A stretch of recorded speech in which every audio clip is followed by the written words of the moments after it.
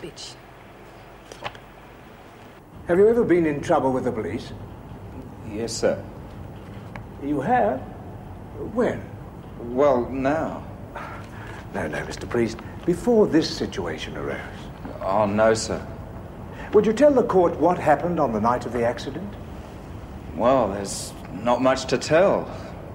I was driving along when suddenly the old man appeared out of nowhere, waving at... Waving? Yes, sir. He's lying. Who to? I don't know. Well, then in which direction was he waving? To someone across the street.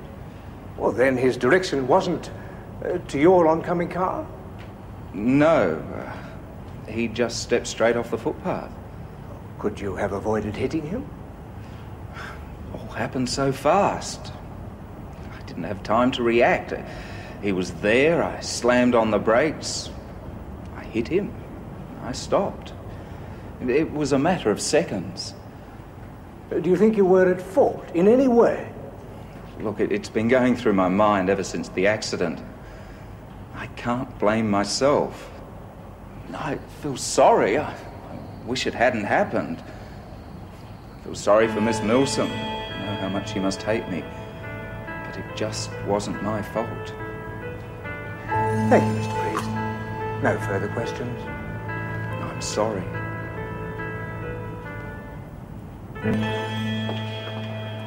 Hello, Miss Ferguson. Can I get you a cuppa? No, thank you. I can do it myself. It's certainly good to get a moment, isn't it?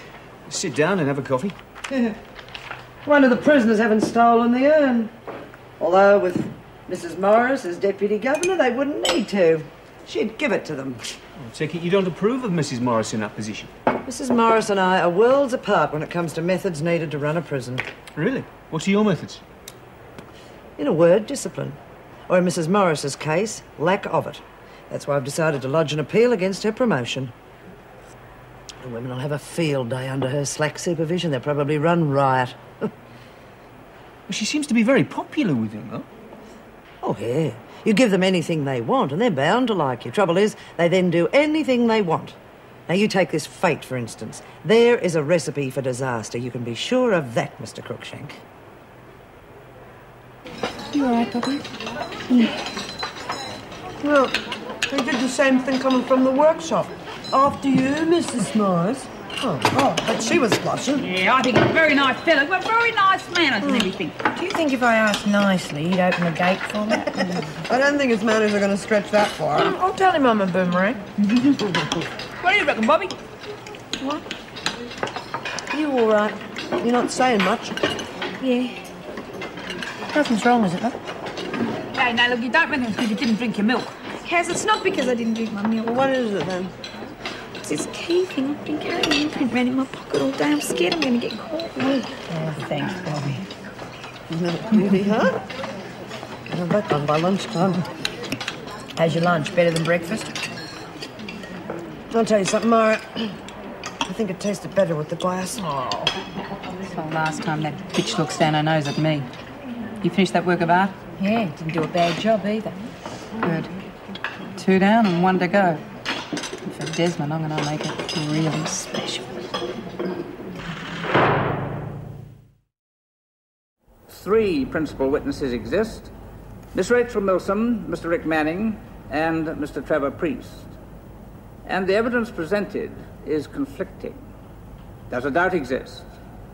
Has the evidence presented proved beyond reasonable doubt that the accused is guilty of culpable driving in the same manner that he is guilty of driving with a blood alcohol content in excess of 0.15%?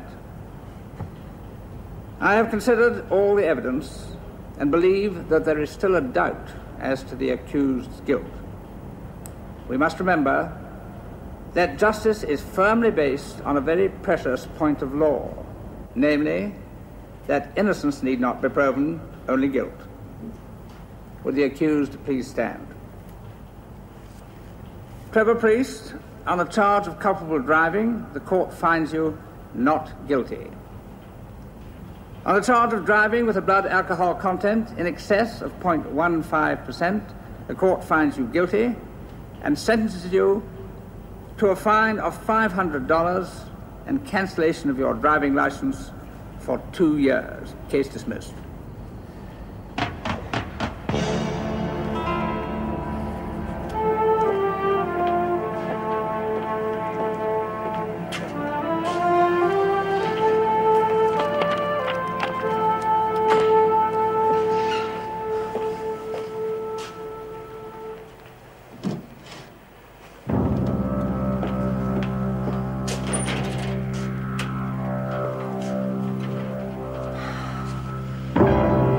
Bitches! Oh, jeez, Ma, I'm so nervous about the family coming. I'm mucking up my statues. Hope I get to meet him, Cass. Oh, you will. Gonna make sure all my mates meet Dad and Albie. Charlie, too, if he gets it, before you go. And where have you been? I was gonna give you an hand with your model. Been to see Mrs. M, see if she can get in touch with someone for me. Oh, who's that? Father of me baby. What? Can't you hear, Reb? I said me baby's dad. Sure. Going through the Sydney phone book, are you? Shut up. What's his name, love? Jack. Jack Gordon. Oh. Well, what's this? Playtime at the prison. Here's some mail. Corbett, Kennedy and Fisher. Hey, Cass, why don't you show us your statues now? I'm not ready yet. Oh, come on, Cass, big sport. Yes, Parker. Now's your chance to show us how brilliant you really are. Oh, well, you see, Now, Miss... Parker, no buts.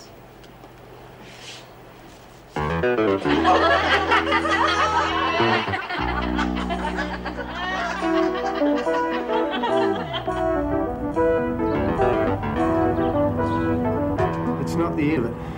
Not by a long way.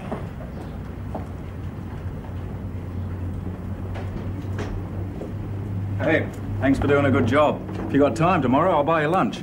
Lunch? Yeah, to celebrate. Celebrate?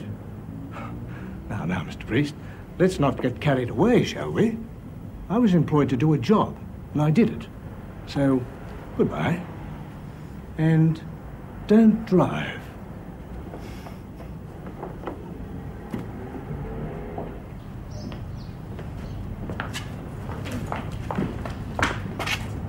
What can I do for you, lovey? You killed my father, you lying bastard. Maybe you'll find it safer in heaven, eh? Go to the carriage. You ought to look after your girlfriend, mate. I reckon she's right off her nut. Think you've heard the last of this, do you? Well, what are you going to do about it? You heard the judge. Yeah, well, there's other ways. Yeah, you're frightening me. I saw what happened that night. You're gone.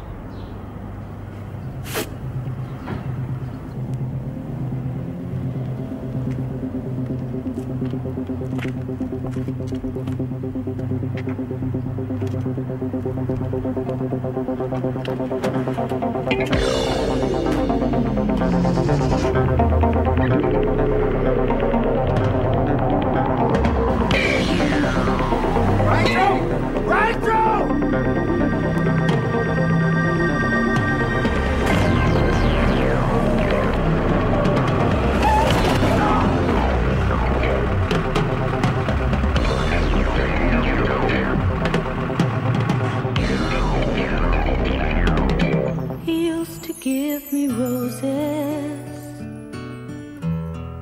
I wish he could again, but that was on the outside, and things were different then. On the inside, the sun still shines, and the rain falls down, but the sun and rain